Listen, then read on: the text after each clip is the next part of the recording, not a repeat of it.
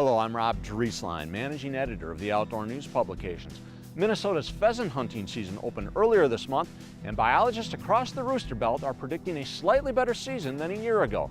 The results of Minnesota's August roadside survey showed pheasant counts were higher this year than in 2013, though still down from the 10-year and long-term averages. Milder winter weather across the region's pheasant range, plus some decent nesting conditions this spring, helped the uptick in bird numbers this past year. Minnesota hunters could take more than 220,000 roosters this fall, compared to about 170,000 last year. Keep in mind, however, that the 2013 harvest was the lowest since 1986.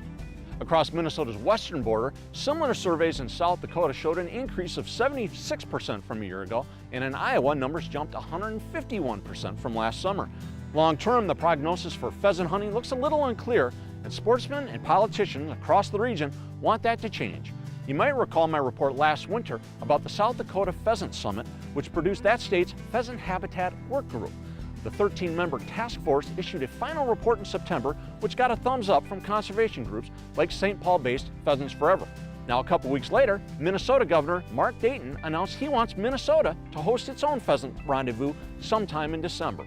Now, Outdoor News checked with Jeff Johnson, the Republican candidate for governor, and he said if elected, he too would hold a pheasant summit. So however you vote on November 4th, looks like Minnesota's going to be having an in-depth discussion on ringneck pheasants and their grassland habitat later this year. For regular updates on how the 2014 pheasant seasons and the Pheasant Summit unfold, read the print version of Outdoor News or check us out online at outdoornews.com. I'm Rob Drieslein.